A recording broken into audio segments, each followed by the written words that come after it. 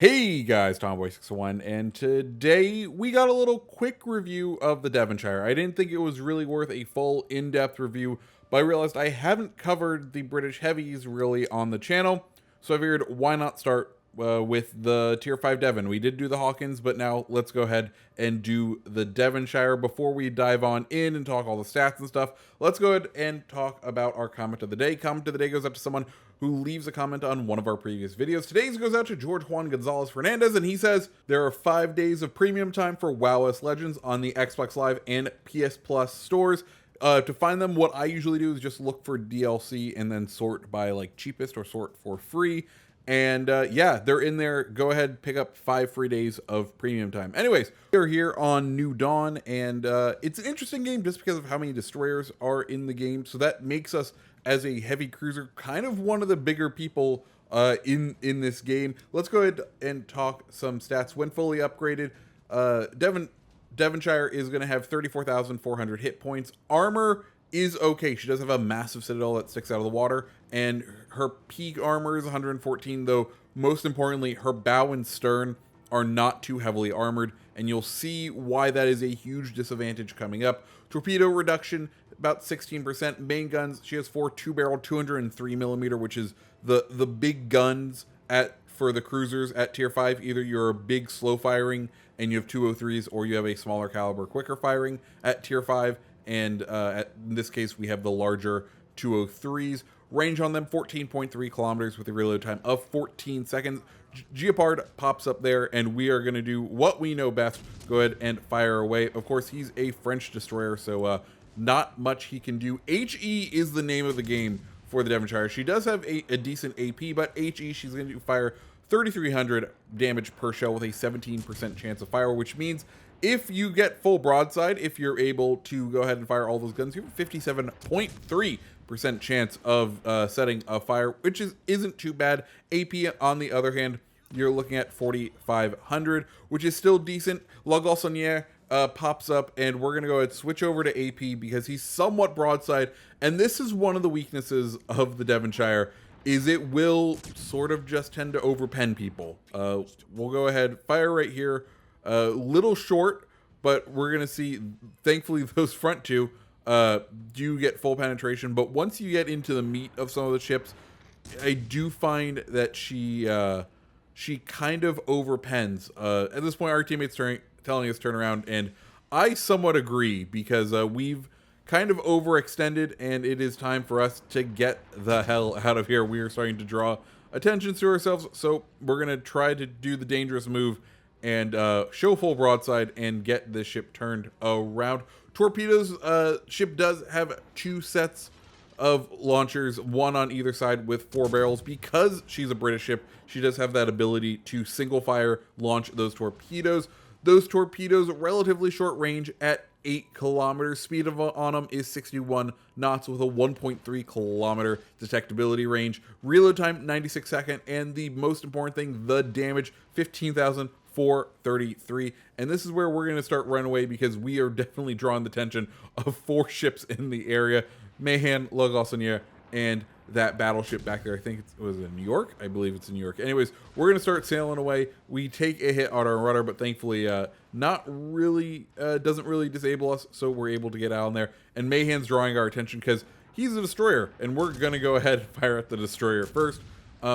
Secondary batteries on this thing. She has 4 2-barreled 102mm batteries with a firing range of 5 kilometers. Kind of that standard cruiser firing range on the secondaries. We're now back in the smoke. Concealment wise in smoke, let's go ahead and touch on that.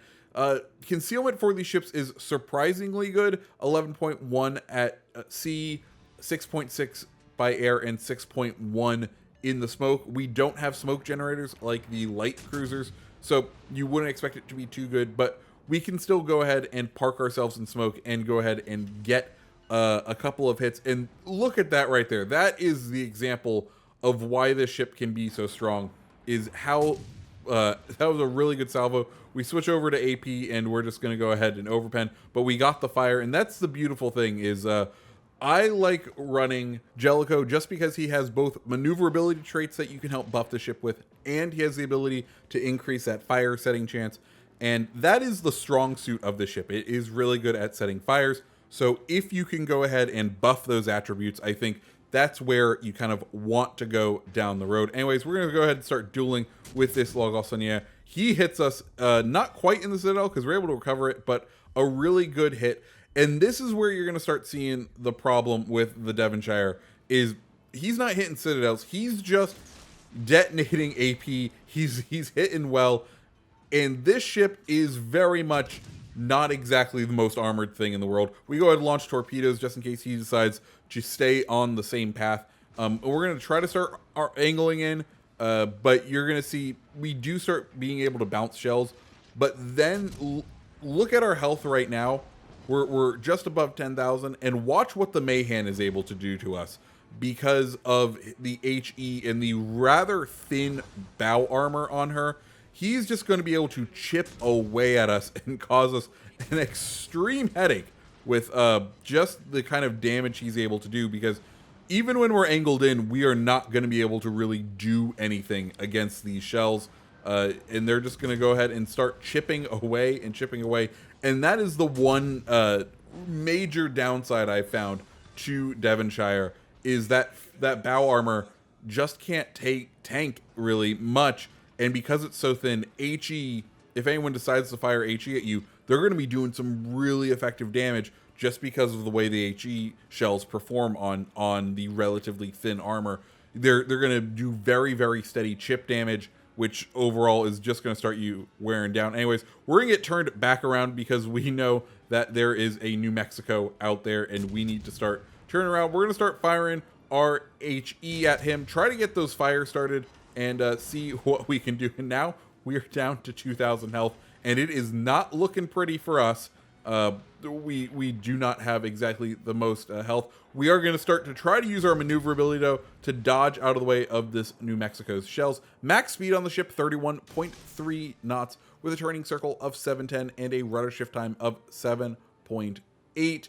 You can go ahead and buff those, and she can be somewhat agile. I wouldn't call her fully agile, but she can get it done when she needs you, especially when you are putting the correct commanders and buffing it in the correct ways, and like adding steering gear and such. She can be surprisingly maneuverable, and that's what we're showing off right here, because we're going to be able to get away. We go ahead and launch. We launched both sets of torps, figuring that he's just going to kind of see a piece of meat and chase the piece of meat, if you know what I mean. Like, we're just going to lure him and try to get him to run into these torpedoes. First torpedo hits him right there in the torpedo belt, 8,000 damage. Not too shabby, and we're going to go ahead and start trying to lead him into that second round of torpedoes and start kind of just trying to dodge away. Thankfully, he's firing HE, and we are somewhat successful. Either his gunning ability isn't exactly up to par, but hey, we get another torpedo hit. Sadly, no flooding on either. I think both of them ended up hitting in the torpedo belt and therefore protected him from the flooding, or at least decreased the chance to a significant amount so that he didn't take that flood damage. Anyways, we've disappeared off radar because we do have somewhat okay concealment, and now that he's turning, we're going to go ahead and remind him we're there and try to hit and do a decent hit here. And at this point, we're 3 ships to 3, and I would say we are very much at risk to losing the game. I am severely injured and probably can't take too many more shells.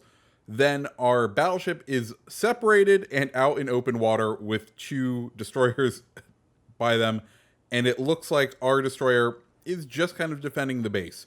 So we're at this point, we're kind of worried. It doesn't look like our guy is going to really spot, so we're going to go ahead and kind of hope and use the somewhat agileness and decent range of these guns to try and outmaneuver that New Mexico, try to outdamage him, try to assist our guy in shooting the New Mexico, because it looks at least like our battleship is spotting and is doing a decent job. We're going to go ahead, get that first fire lit on the New Mexico, and he's going to immediately put it out, which means it's now our time to attempt to go and try to get another fire lit on him, because if we can do that, he's going to go ahead and have a decently long fire to have to deal with. But he is also going to start returning fire at us, which is totally understandable. and he is now out of range. So it is now our time to begin to chase him down and, you know, maybe try to find these destroyers that are out there in the mix. And hopefully with us pushing, we can inspire this full health Mayhan to go ahead and push with us, because at this point, it's either going to be a we kill all of them or they kill all of us solution. If they haven't really started capping by now, you know, it takes about 2.5 minutes. So they have an opportunity and we have an opportunity to cap, but it's not looking like that is going to be the key to success. We go ahead, pop our sonar just because we're out in open water and we're going to be sailing in somewhat of a straight line. And while we don't want to do that, a straight line is the fastest and most efficient way to get from point A to point B. And look, there are those torpedoes that were on their way for us. But yeah, we just want to be keeping in mind that we are out in open water and we are, for all intents and purposes, going to be sailing in a straight line. So popping the sonar, while we don't know for sure that there is a destroyer about the fact that we were spotted without the New Mexico being able to see us, tells us there was most likely one, and we could go ahead and pop that sonar for a little bit extra visibility. My guess at this point is that the enemy is the Geopard, or at least that destroyer is still over on our side, just because he's not really wanting to engage us in out-and-out combat, even though I think if he was clever and kind of used islands to his advantage, he definitely would have been able to kill us given how low our health is. But I think he doesn't want to engage us just because he doesn't have that smoke available to him. He doesn't have that ability to disappear. Anyways, long sailing here. Devonshire, let me just give my thoughts on it. It's an okay ship. It's definitely just a kind of mid-tier, tier 5 cruiser. Not my favorite. I do enjoy the amount of damage you can put out and the fact that it has heals. Like, overall, I do enjoy the ship. New Mexico gets taken out right there. I do enjoy it. But it's not replacing like the Leander for me. But I'm looking forward to Surrey, which I should unlock relatively soon, and being able to take her out. And at this point in the game, we're just going to go ahead and start sailing towards the cap and figuring that the destroyers are going to be drawn to their natural prey, the battleship.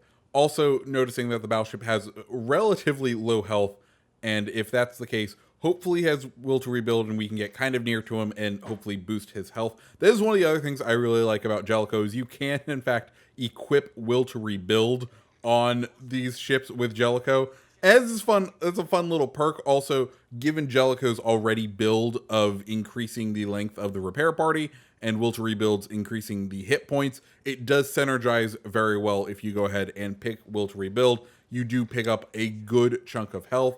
And at this point, Geopard pops up, but I'll be honest, my girlfriend had just come home with Taco Bell, and I had put the controller down.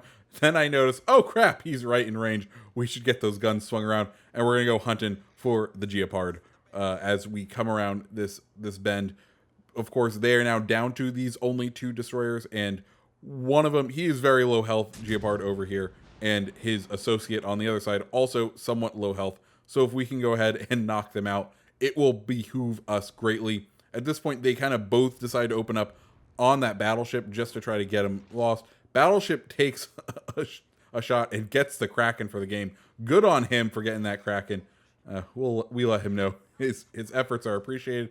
Hatsuhuru is the last one up, and we're going to go ahead, swing our guns around, fire off, and finish out this match. Guys, that's the Devonshire. I hope you like it. I'm enjoying it. Not my favorite, but it's still an interesting ship to play. If you guys like this video, go ahead and hit the like button, hit the subscribe button, and I hope you guys all have a great rest of your day. See ya.